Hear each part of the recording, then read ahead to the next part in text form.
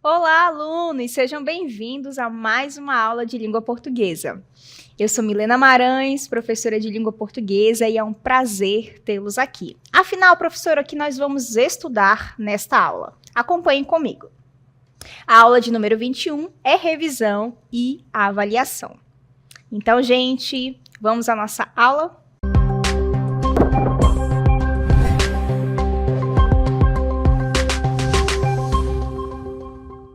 Então, gente, o primeiro momento desta aula vai se referir à literatura, especificamente à escola literária Arcadismo, que foi uma escola literária que surgiu no Brasil, e a gente vai entender o conceito agora da escola literária Arcadismo.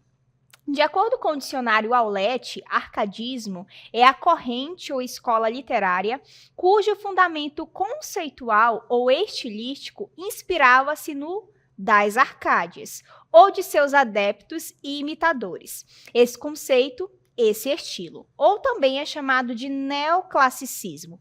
A estética árcade pressupunha um estilo de vida bucólico em pleno contato com a natureza. Então, a gente precisa entender algumas situações. Primeiro, o arcadismo se apoia, se inspira nas Arcádias, que era uma parte ali da Grécia, e aí depois virou uma ideia, digamos assim, fictícia, de que naquele lugar era o lugar onde os autores, os poetas, tinham inspirações para escreverem poemas, por exemplo, ok? Por esse motivo existe aí a questão de inspirar-se na Arcádia. Esse é o primeiro ponto. O segundo ponto é que o arcadismo vai tratar do quê? Do homem em contato com a natureza. Para ele, a melhor situação da sua vida é ter esse contato com a natureza. Então, em resumo, é isso que trata a escola literária Arcadismo, o contato com a natureza, beleza? Vamos ver algumas características aí do arcadismo. Eu quero que vocês acompanhem comigo agora. Nós vamos ter a elevação do equilíbrio, a sobriedade, a harmonia e simplicidade. Depois nós vamos ter o bucolismo, vou já explicar todas essas características, o pastoralismo rural e a efemeridade da vida. E estas características vão ter relações com algumas expressões que vêm do latim e passam para o arcadismo. Eu quero que vocês acompanhem comigo agora. Outro ponto importante também é que o arcadismo se chama de neoclassicismo, porque ele vai se inspirar na Roma e na Grécia para fazer as suas obras, seus poemas. Então, como lá, digamos, era o exemplo de tudo, da perfeição, nós vamos ter aí o neoclassicismo, ou seja, o novo clássico, beleza?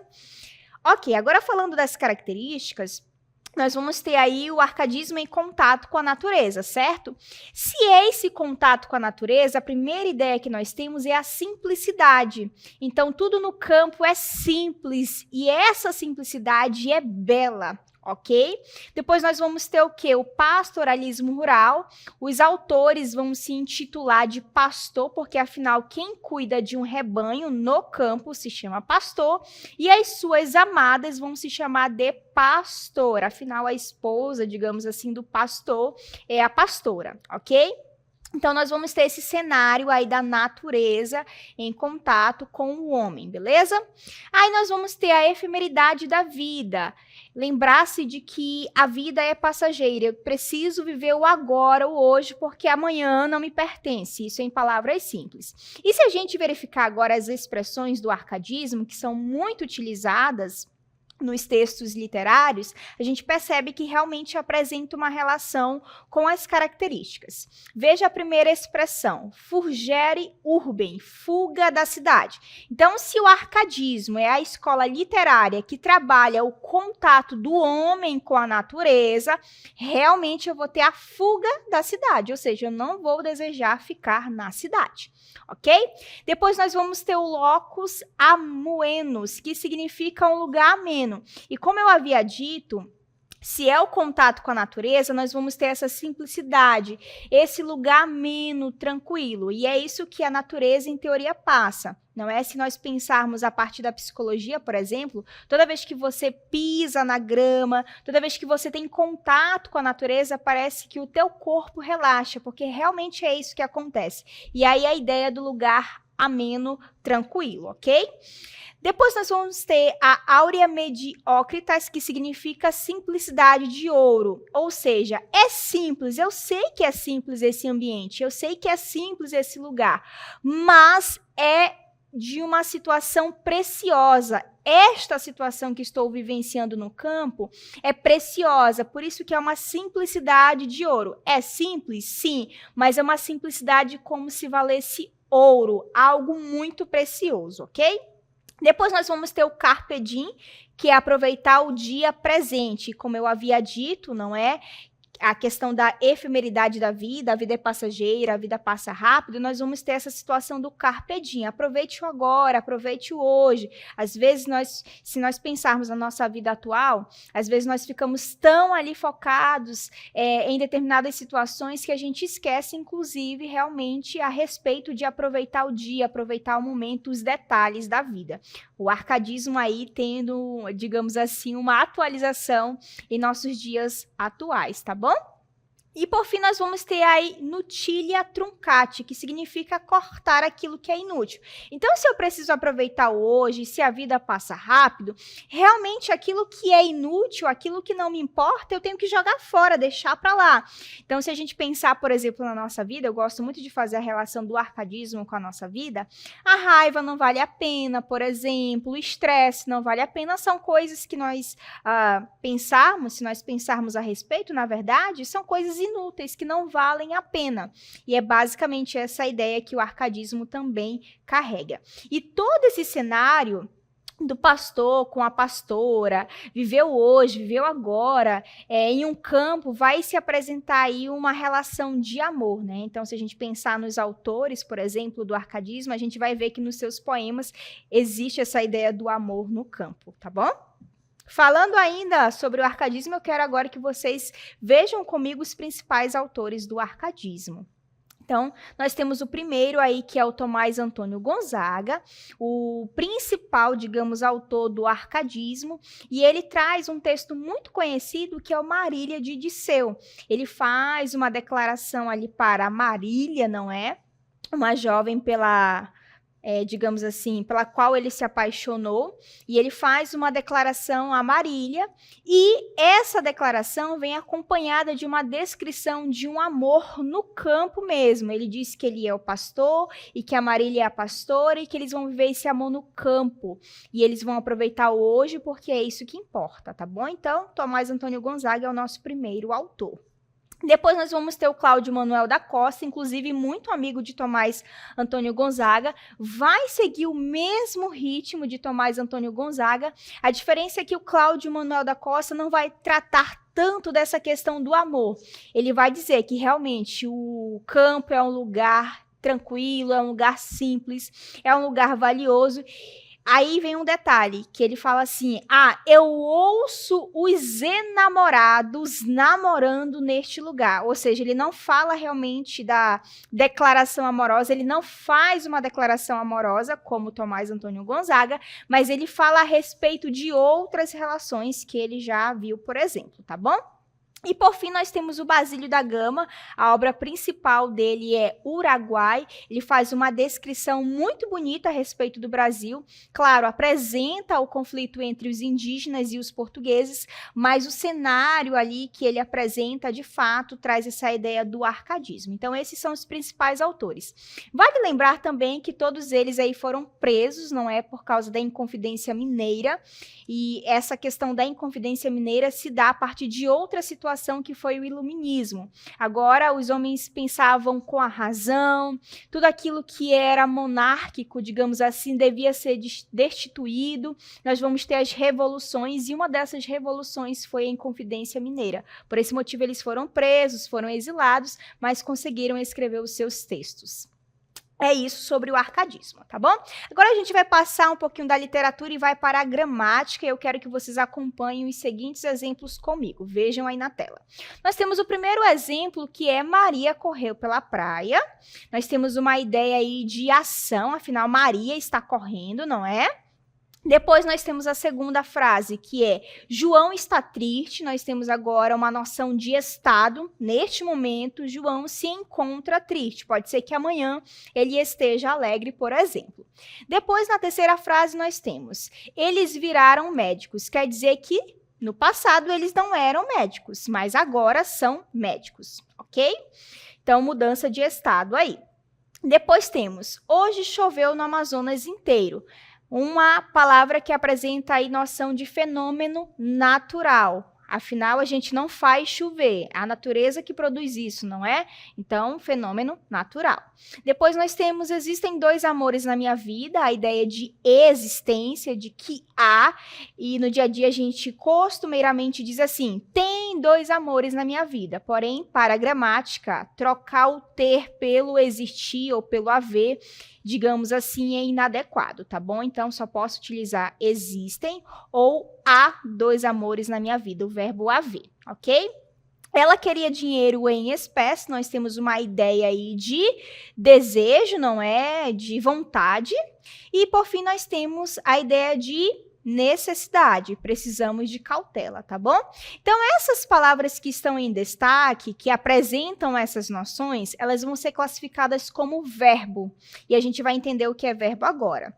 Detalhe, toda frase que possui verbo é chamada de oração. Não é a oração da igreja, tá? É a oração da gramática. Então, toda a estrutura, toda frase que tem verbo é chamada de oração. Por esse motivo, a partir de agora, a gente vai dizer, ó, a oração tal é assim, assim, assim. Beleza? Afinal, o que é verbo? O verbo é um termo que expressa a ideia de ação, a gente viu isso, de estado, mudança de estado, fenômeno natural, existência, desejo e necessidade. É importante ter isso muito fixado aqui, porque as pessoas acham que verbo é só ação. E não, pode ser uma necessidade, pode ser um estado, pode ser uma mudança de estado, tá bom? Mas para que seja verbo, não pode só ter essa noção. Tem que trazer algumas características, digamos assim, o verbo tem que trazer algumas características dentro dele. E a gente vai ver agora a nossa primeira parte aí, que é modo verbal ou os modos verbais, tá bom? Nós temos o primeiro modo, que é o modo indicativo. Expressa uma certeza, uma afirmação, uma convicção ou uma constatação. Depois nós vamos ter o modo subjuntivo, que vai expressar uma dúvida, uma suposição, uma incerteza ou uma possibilidade. E por fim nós vamos ter o modo imperativo, que vai indicar uma ordem, um pedido, uma sugestão, uma exortação, uma advertência ou uma súplica. Então, a gente vai entender agora a relação dos modos verbais com os tempos verbais, tá bom? Quero que vocês acompanhem aqui comigo. Antes de nós falarmos a respeito dos tempos verbais, eu quero que vocês entendam a noção de modo verbal. Então, nós temos o primeiro modo, que é o modo indicativo, expressa uma certeza.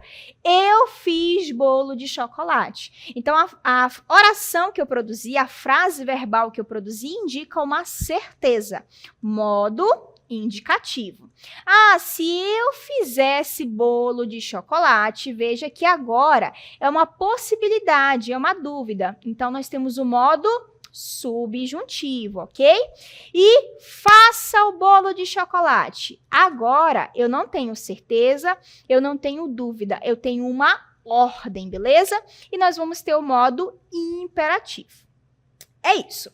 Sobre os tempos verbais, a gente precisa entender que as nossas ações, que as situações ou já aconteceram, ou acontecem, ou vão acontecer. Se já aconteceram, nós vamos ter o tempo passado. Se estão acontecendo, é o tempo presente. E se vão acontecer, é o tempo futuro. Lembrando que na gramática a gente não chama de passado, a gente chama de pretérito. Eu acho que vocês já ouviram essa palavra possivelmente, tá bom? Mas para facilitar a nossa vida, nós vamos falar de passado, presente e futuro. Agora vamos entender as classificações, porque existem classificações, subdivisões desses tempos aí. Acompanhem comigo a próxima parte. Então, no modo indicativo, aquele que expressa certeza, nós temos o presente e nós vamos ter depois o pretérito. Dentro do pretérito, eu vou ter o pretérito imperfeito, perfeito e o mais que perfeito. O imperfeito é para indicar uma ação que não terminou. Eu estudava, mas e aí? Terminou de estudar? Está estudando ainda? Eu não sei ao certo. Por esse motivo se chama de imperfeito, porque eu não tenho certeza de que a ação terminou, de que a situação aconteceu ou finalizou, enfim, ok? Nós temos o pretérito perfeito, que indica uma certeza de que a ação finalizou, de que a situação aconteceu. Por exemplo, eu fiz o bolo de chocolate. Eu não tenho dúvidas de que a minha ação, no caso, aí aconteceu, tá bom? E o pretérito mais que perfeito, nós vamos ter dois passados, e o pretérito mais que perfeito é um passado que acontece antes de outro passado. Eu amara sei lá, vamos pensar aqui uma frase. Eu amara você até o momento em que isso aconteceu. Então, o amar é uma ação que acontece no passado antes de outra situação no passado, beleza? E nós vamos ter o futuro, que pode ser do presente ou do pretérito. Se é do presente, é uma situação que vai acontecer daqui para frente. Por exemplo, eu vou fazer bolo de chocolate. Então, eu estou aqui, mas amanhã, por exemplo, eu vou fazer o bolo. Então, é daqui para frente. O futuro do pretérito é quando eu tenho o quê? Uma ideia lá no passado que eu gostaria que tivesse acontecido, mas não aconteceu. Eu amaria, eu viveria tal coisa, e aí era um desejo, mas que não foi possível lá atrás. Ok? Então, futuro do pretérito. E é esta, na verdade, a composição dentro do indicativo. Agora, nós vamos para o próximo, que é o subjuntivo. E dentro do subjuntivo, eu tenho o presente, que eu faça. Essa é a construção, por exemplo. E nós temos o pretérito, se eu fizesse, e nós temos o futuro, quando eu fizer, quando eu viver, quando eu amar. Basicamente, a construção do presente acontece com o que eu e o verbo. A construção do pretérito acontece com se eu alguma coisa. E a ideia de futuro acontece com quando eu tiver, ok? Aí nós vamos ter a composição do subjuntivo. E, por fim, nós temos o imperativo. O imperativo só tem tempo presente, porque, afinal, quando eu dou uma ação, faça ou não faça, é agora. Você não vai fazer amanhã, você não vai fazer no passado, você vai fazer agora. Então, só temos o presente no imperativo. Beleza? Então, esta é a composição aí dos tempos verbais dentro dos modos verbais. Agora, a gente vai fazer uma síntese a respeito do que nós vimos. Então, lá no primeiro momento, nós vimos o conceito de arcadismo. É a escola literária que trabalha o contato do homem com a natureza, a simplicidade da vida, a fuga da cidade, não é? Aproveitar o momento presente. Depois nós vimos as características do arcadismo. Na verdade, acabei de falar sobre elas, não é? Essa questão da efemeridade da vida, a simplicidade, o homem é considerado pastor e a mulher é considerada pastora, ok? Nós vimos os autores do arcadismo, Tomás Antônio Gonzaga, Cláudio Manuel da Costa e Basílio da Gama, e depois nós vimos o conceito de verbo, não é? Verbo não indica só ação, pode indicar estado, fenômeno natural, desejo, necessidade e assim por diante. Nós vimos depois a classificação dos tempos verbais do passado, presente e futuro. Vimos isso, o pretérito perfeito, pretérito mais que perfeito, pretérito imperfeito e assim por diante, futuro do presente, futuro do pretérito, não é? E depois nós vimos os modos verbais, indicativo, subjuntivo e imperativo. Eu sei que foi muita informação, são muitas informações vindo assim, não é? Mas espero que vocês tenham entendido e eu fico por aqui.